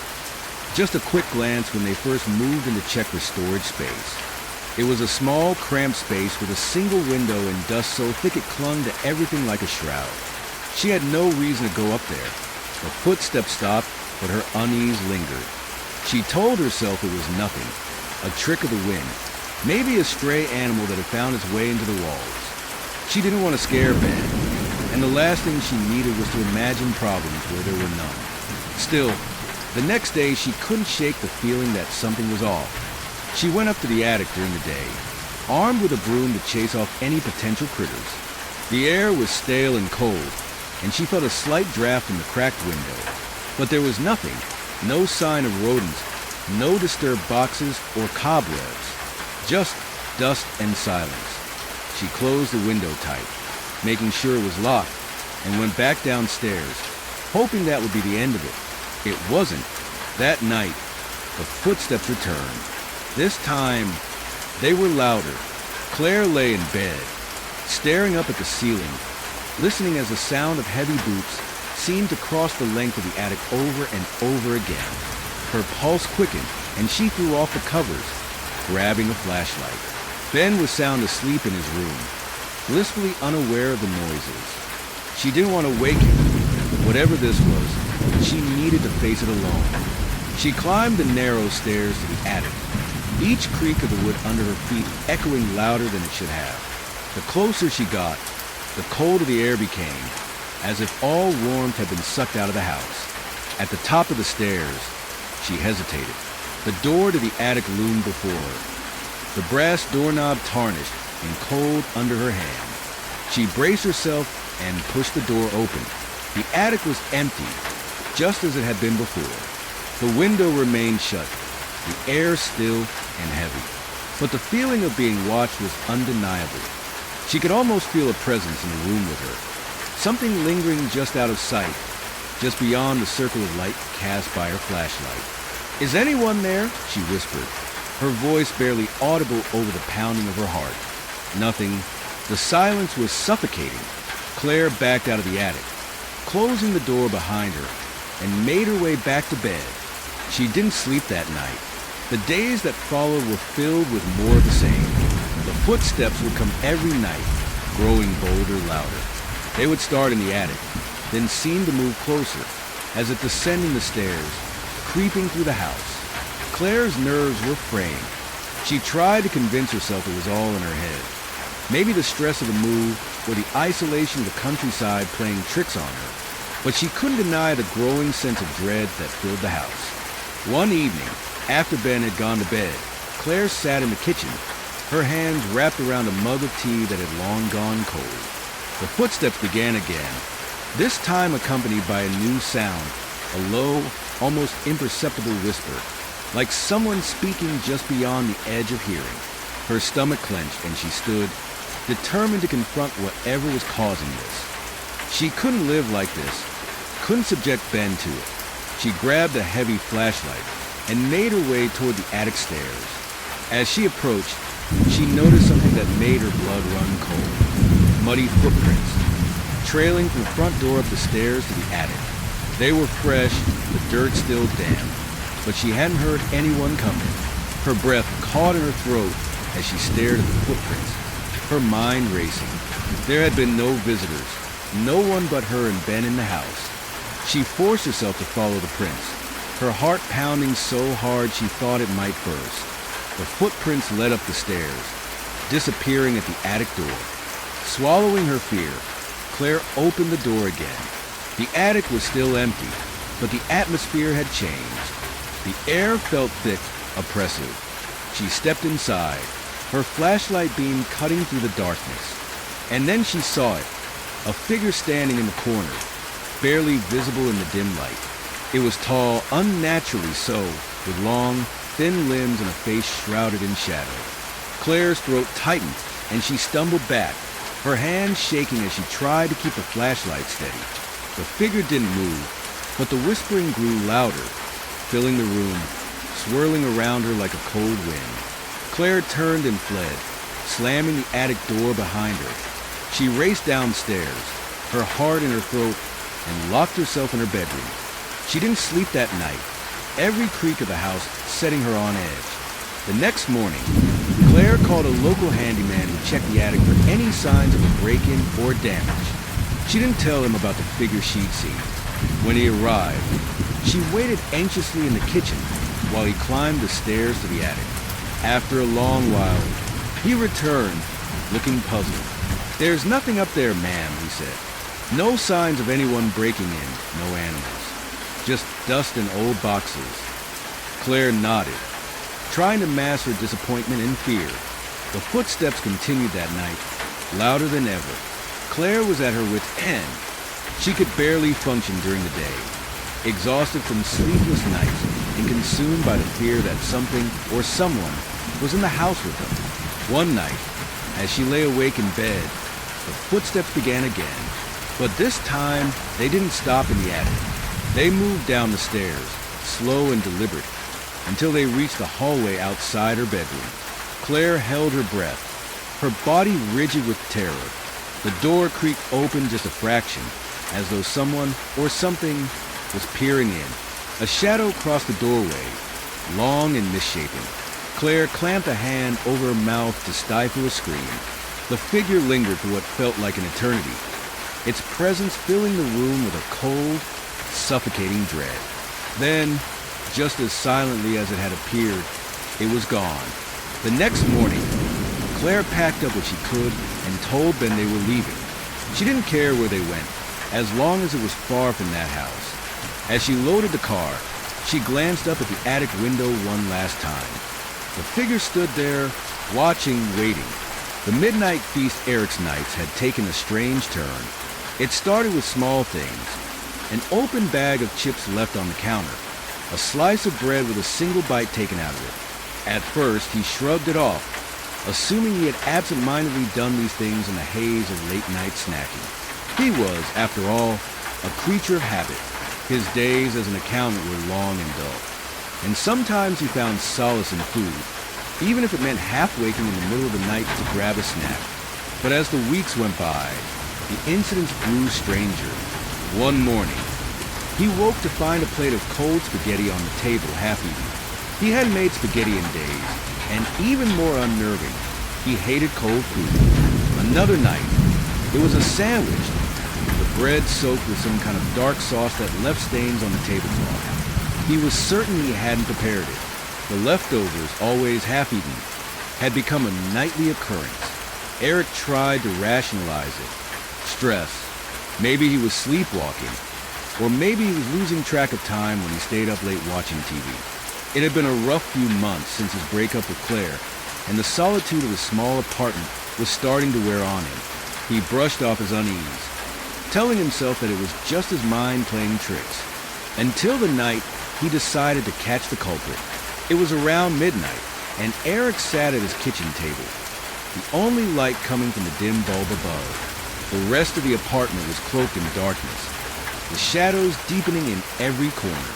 He hadn't eaten that night, leaving the kitchen clean, no food in sight, no dishes in the sink.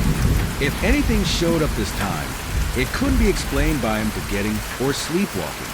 He waited, the silence thick around him. His eyes were heavy, his body fighting the urge to sleep. But he remained alert, his nerves on edge. Hours passed. Nothing happened. He began to wonder if maybe he was overreacting, that perhaps he had simply imagined the whole thing. The clock on the wall ticked on, and his mind drifted. And then, just as he began to nod off, he heard it, a faint rustling sound, like something soft moving across the floor. Eric froze, his heart thudding in his chest. The sound grew louder, accompanied by a strange, wet smacking, like something eating, slurping.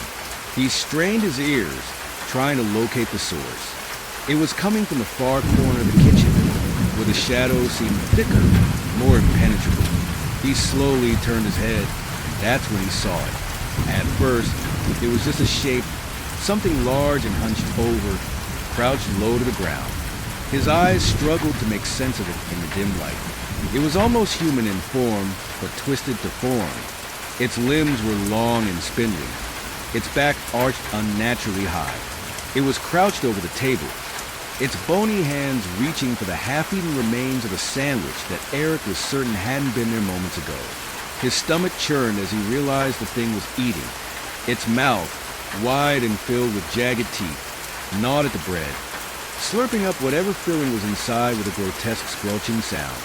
Eric's breath caught in his throat, his muscles tensing in fear. He wanted to run, to flee from the apartment and never look back, but he was frozen, his body betraying him as the creature feasted just feet away. The air in the room seemed to grow colder as the creature continued its meal, completely unaware of Eric's presence, or at least that's what he thought. Then it stopped. The creature's head snapped up, and Eric saw its face fully for the first time. It wasn't a face meant for this world. Its eyes were large and bulbous, black as coal, reflecting the dim light like glass.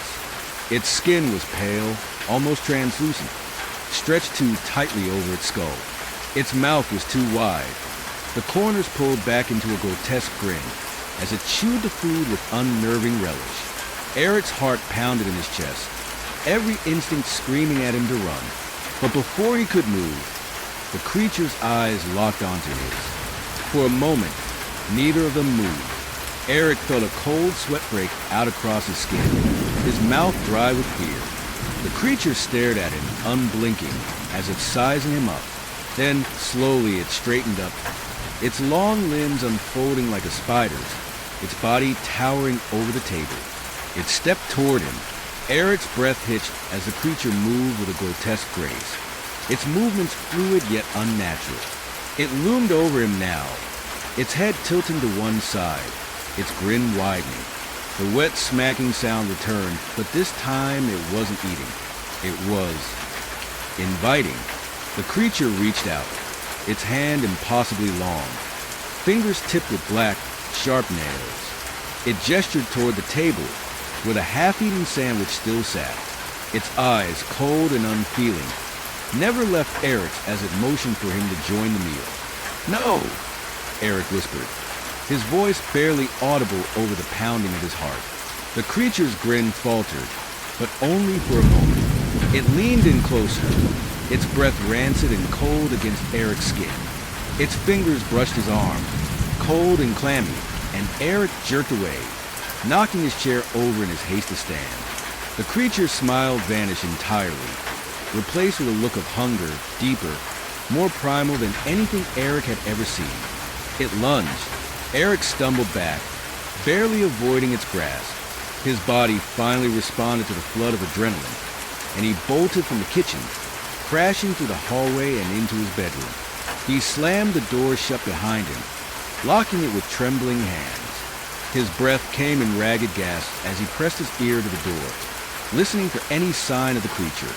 For a moment, there was nothing but silence. Then, the wet smacking resumed, louder now, more insistent. Eric backed away from the door, his mind racing. He couldn't stay here. He had to leave, had to get out of the apartment before the creature finished its meal and came for him. He glanced at the window. It was the only way out. Without thinking, he grabbed the bedside lamp and smashed the glass, sending shards scattering across the floor.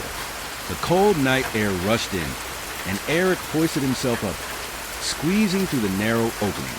The drop wasn't far, only one story, but it felt like miles as he dangled from the ledge, his heart hammering in his chest. He let go, hitting the ground with a thud, pain shooting through his ankle as he landed wrong. Ignoring the pain, Eric scrambled to his feet and limped toward the street. He didn't stop until he was several blocks away, his lungs burning and his mind reeling from what he'd just witnessed. For the next few nights, Eric stayed at a friend's place, too terrified to return to his apartment. But eventually, curiosity got the better of him. He had to know if it was real, if the creature had truly been there, or if it was all some twisted hallucination brought on by stress and lack of sleep. When he finally returned, the apartment was eerily quiet. The kitchen table was clean, no sign of the half-eaten food that had plagued him for weeks. The air felt different, lighter, almost normal. But Eric knew better. He could feel it. The creature was still there, waiting in the shadows, waiting for him to join the feast. The Whispering Dolls, the first doll, appeared on a cool autumn afternoon. It was small and made of cloth, with button eyes and a stitched mouth that twisted into a peculiar smile. No one in the small town of Whitaker could say exactly when the street vendor arrived, but by evening, a handful of children were clutching these eerie little dolls, delighted by their new, unexpected toys. At first, the townsfolk thought little of it. The vendor, an old man with a hunchback and a tattered coat, set up a small cart on the edge of the town square. His face was gaunt, his eyes deep set and shadowed by a wide-brimmed hat, but he seemed harmless enough. He didn't speak much, merely smiled as children approached, offering the dolls with long, bony fingers. No one ever saw him exchange money, but somehow, every child left with a doll in hand. 3 days later, the first child disappeared. Grace Harris, a bright and lively 7-year-old, vanished from her bed during the night. Her parents woke to find her room empty, the windows slightly ajar despite the chilly autumn air. The only clue left behind was her doll, now lying in the middle of the room, its button eyes staring blankly up at the ceiling. Her parents were frantic. The local police searched the house, the neighborhood, the surrounding woods, but Grace was nowhere to be found. There were no signs of struggle, no footprints, nothing to indicate after she had gone. Detective Sam Rivers was assigned to the case, a seasoned investigator. Sam had seen his share of strange disappearances, but something about this one gnawed at him.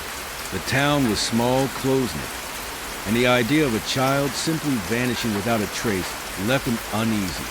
He questioned the parents, scoured the area for clues, but the investigation quickly hit a dead end. Grace had simply disappeared into thin air. Then another child vanished. This time it was 8-year-old Tommy Moore. His parents had tucked him in the bed like every other night. But when they checked on him the next morning, his bed was empty and his doll, the one from the vendor, was lying on the floor at the foot of his bed, its twisted smile mocking them in the early morning light. Sam knew something was terribly wrong. He called in extra officers, broadened the search, but like Grace, Tommy was gone without a trace. The town's once peaceful atmosphere began to shift, a palpable sense of fear creeping into the air. Parents kept their children indoors, locking windows and doors at night, but still, the whispers grew. A week after Tommy's disappearance, the street vendor vanished. His cart, which had sat undisturbed in the square, was gone one morning, leaving only a faint, sour smell in the air. No one had seen him leave, just as no one had seen him arrive. The dolls, though, remained scattered throughout the town in the hands of children. They were everywhere, on windowsills, on nightstands, left behind in playgrounds, and each one seemed to stare back with a sinister intent. Sam's unease deepened. Something about the dolls, about the way the children clutched them so tightly, refusing to let go even in sleep, chilled him.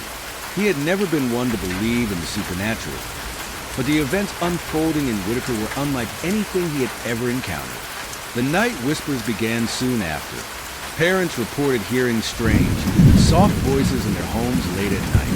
At first, they thought it was their children talking in their sleep, but as the days passed, the whispers grew louder, more insistent. It was as if the voices were coming from the walls themselves, filling the air with faint, unintelligible murmurs. Worse still, when the parents checked on their children, they found the dolls positioned in odd places, propped up against windows, lying in doorways, as if they had moved on their own. The disappearances continued.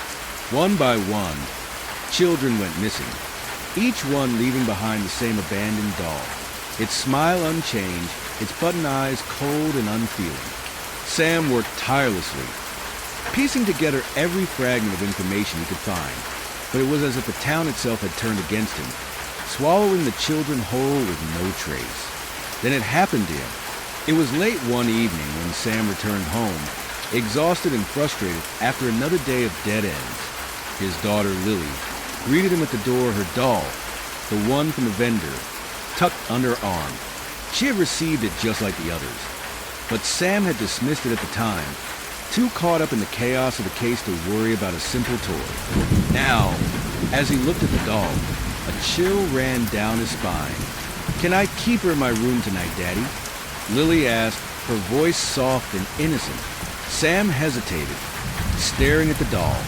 Its stitched smile seemed wider than he remembered, its button eyes gleaming unnaturally in the dim light. "Maybe we should put it away for now, sweetheart," he said, gently taking the doll from her. Lily's face fell, but she didn't argue, allowing him to place the doll on the top shelf of the hallway closet, where it would be out of sight. That night, the whispers returned. Sam woke with a start, his heart pounding. The house was silent, save for the faint creaking of the floorboards. He glanced at the clock. 3 a.m. Lily's room was just down the hall, and suddenly, the quiet felt oppressive, too thick, too unnatural. He got out of bed and crept toward her door. As he reached for the handle, a strange sound stopped him in his tracks, a soft, almost melodic voice, whispering from inside her room. His blood ran cold as he pressed his ear to the door, trying to make sense of the words, but they were too faint, too garbled to understand. Some flung the door open. Lily was gone. Her bed was empty. The covers pulled back as if she had slipped out on her own. The window was open, the cool night air seeping into the room. And there, sitting in the center of the floor, was the doll, its button eyes reflecting the moonlight. Panic surged through him. He tore through the house, calling her name, his voice echoing through the empty rooms. There was no sign of her, no clue as to where she had gone. His daughter had vanished, just like the others. But Sam wasn't going to give up. Desperate, he returned to her room, kneeling down to inspect the doll. As he picked it up, something cold brushed against his fingers. It was a small, folded piece of paper tucked into the doll's dress. His hands trembled as he unfolded it, revealing a single word scrawled in jagged, uneven handwriting. Mine. A surge of dread washed over him, but Sam forced himself to focus. There had to be something, some connection, some clue he had missed. He thought back to the old vendor, the dolls, the whispers. Then it hit him. The old man.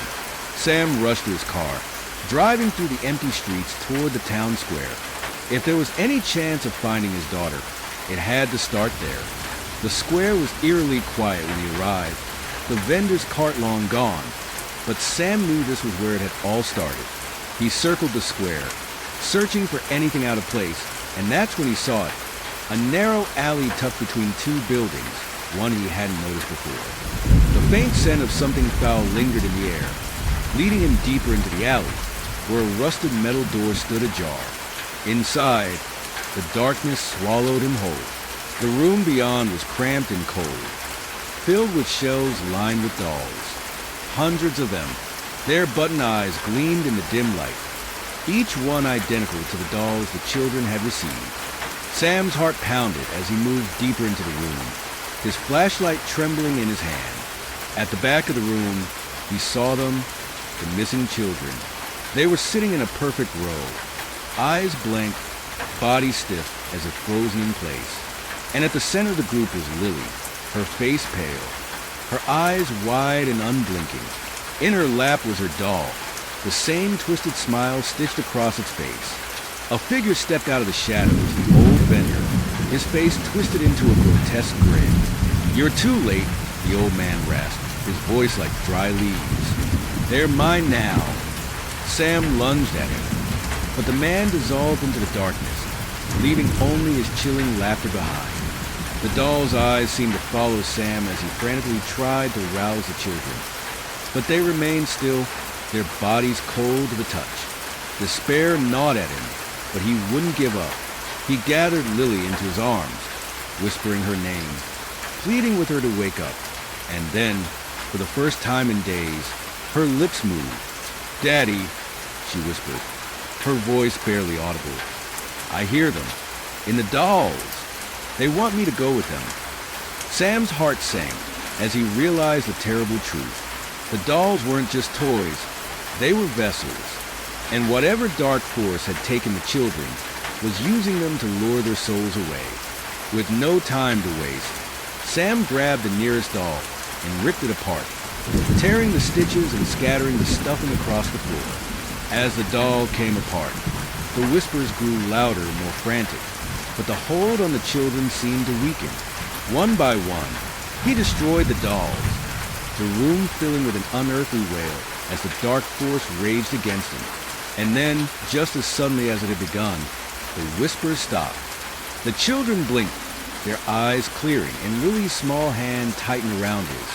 "Daddy," she said, her voice stronger now. "Let's go home."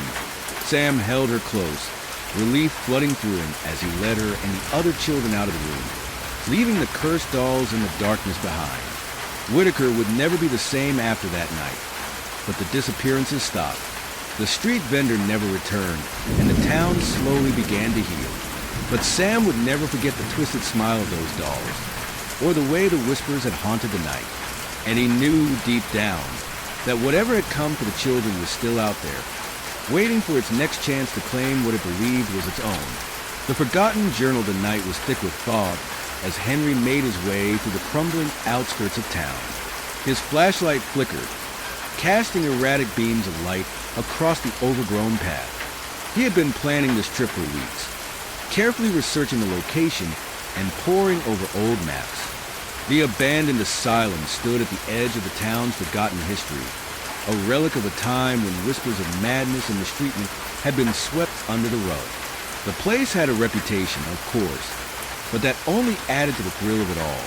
Henry was an urban explorer, someone who lived for the adrenaline of discovering forgotten places, lost to time. He'd explored dozens of abandoned buildings before, old schools, factories, even churches, but the asylum was different. There were stories, rumors, of strange happenings long after it had closed its doors. People said that those who ventured inside often didn't come back the same. They spoke of hearing things, seeing things that couldn't possibly be there. But Henry didn't believe in ghost stories. The asylum loomed before him now, its windows dark and hollow like the eyes of a skull. The building was massive, with ivy snaking its way up the cracked stone walls, twisting around the broken window frames. The gate was long gone, and the iron fence that surrounded the grounds had rusted away in patches. He pushed open the heavy wooden doors, which creaked loudly as they swung inward, revealing the shadowed expanse of the main hall. Dust hung thick in the air, and the smell of mildew and decay hit him instantly. His flashlight beam cut through the darkness, illuminating the remnants of an institution left to rot. Old chairs and hospital beds were scattered around, their metal frames twisted with age. The floor was covered in broken tiles and debris, remnants of a forgotten era. Henry stepped inside, the sound of his boots echoing ominously off the peeling walls. The asylum felt different from the other places he had explored. The silence was oppressive, as if the building itself was holding its breath. Still, he pressed on, his curiosity overriding his sense of unease. As he ventured deeper into the building, he found the entrance to the basement, just as his research had suggested. The stairs were narrow and steep, descending into darkness that seemed to swallow the light from his flashlight. His pulse quickened as he made his way down, the cold air wrapping around him like a shroud. The basement was where the more troubling patients had been kept, where the unspeakable treatments were rumored to have taken place. Electroshock therapy, isolation chambers, lobotomies. It was all part of the asylum's grisly past. The basement was colder than the floors above, the damp air clinging to his skin. His breath came out in faint clouds as he moved through the narrow hallway, the walls closing in around him. He wasn't entirely sure what he was looking for. Maybe some old medical equipment, patient records, or even remnants of the staff's belongings. But what he found was far more disturbing. In a small, forgotten room at the far end of the hall, Henry's flashlight beam landed on an old wooden box. It was covered in dust, its hinges rusted with age. Curious, he knelt down and pried it open. Inside was a leather-bound journal, its pages yellowed with time. The cover was cracked, the spine barely holding together. He carefully lifted it out of the box, wiping away the dust with the sleeve of his jacket. The journal belonged to a former patient. Scrawled across the first page was a name, Isaac Finley. Henry's heart raced as he flipped through the brittle pages, skimming over disjointed entries written in frantic handwriting. The early entries described Isaac's arrival at the asylum. He had been committed for reasons unknown, but he spoke of the doctors with fear, describing them as monsters in white coats. He wrote of the treatments, the isolation, the injections, the things they did to his mind. The further Henry read, the more erratic the entries became. Isaac began to describe strange occurrences, voices that whispered to him at night, shadows that moved in the corners of his vision. He wrote about how the walls seemed to pulse, as if they were alive, and how he could feel something watching him, always just out of sight. His paranoia grew with each entry, the words becoming more fragmented and desperate. They're watching me. They're always watching me. I can't escape. I can't escape. Henry felt a chill creep up his spine as he read the last few entries. Isaac wrote of seeing other patients, those who had died, wandering the halls at night. They would stand at the foot of his bed, their hollow eyes staring at him, their mouths moving in silent screams. The journal ended abruptly, the final words barely legible. I'm not alone. They won't let me leave. Henry's hand trembled as he closed the journal. The air around him felt heavier now, colder. as if the walls were closing in. He stood up, intending to leave, but a strange sensation washed over him. It was the same feeling Isaac had described, the sensation of being watched. He turned slowly, his flashlight sweeping across the room. Nothing, but the feeling persisted, gnawing at the back of his mind.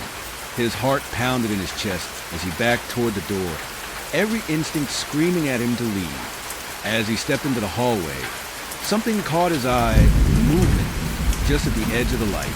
He whipped the flashlight toward it, but there was nothing there, just the empty hall. The flickering light casting shadows on the cracked walls. But the feeling of being watched didn't go away. It intensified. Henry moved quickly now, heading back toward the stairs, but the air grew colder with each step. The shadows seemed to grow longer, darker, creeping toward him. He could hear faint whispers, just below the threshold of sound, as if the very walls were speaking to him. He reached the stairs and hurried up, his breath coming in shallow gasps. But when he reached the top, the door he had entered through was closed. He hadn't shut it. His hands shook as he grabbed the handles, yanking it open, but the door wouldn't budge. It was as if something on the other side was holding it shut. Panic surged through him. He slammed his shoulder into the door, but it didn't move. The whispers grew louder now, more distinct. They weren't just whispers. They were voices. Voices calling his name. He stumbled back, his flashlight flickering wildly as he turned to face the hallway. And that's when he saw them. Figures, shadowy and misshapen, emerging from the darkness. They were patient gowns, but their faces were twisted hollow, their eyes empty voids. They moved toward him in slow, jerky motions, their mouths opening and closing as if trying to speak. Henry's breath caught in his throat as he backed away, his mind racing. This couldn't be real. It was just his imagination, just the power of suggestion. But the journal. Isaac's words echoed in his mind.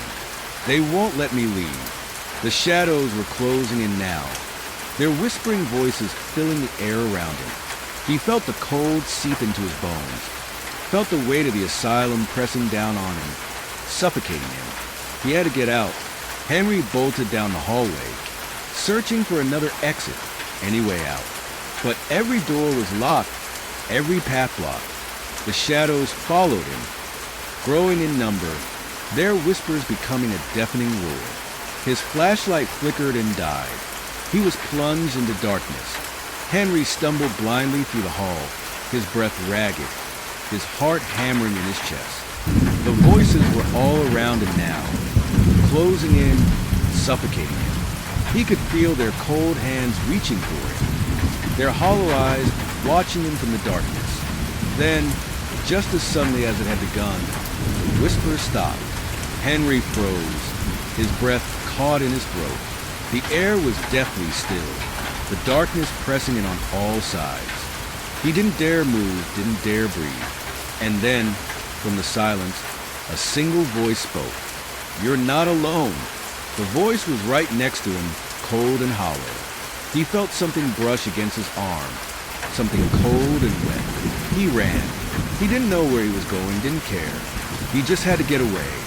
But no matter how far he ran, the darkness followed him, the cold breath of the asylum on his neck. The walls seemed to shift around him, closing in, trapping him in a maze of madness. Finally, he stumbled into a room, a small, windowless room with a single chair in the center. The door slammed shut behind him. Henry stood there, panting, his back pressed against the wall. The room was silent, save for the sound of his own labored breathing. He could feel the cold creeping up from the floor, wrapping around him like a shroud. And then he saw it. In the corner of the room, barely visible in the dim light, was Isaac's journal. Henry's blood ran cold. The journal was open, and scrawled across the last page in fresh ink was a single word: mine. The door creaked open behind him.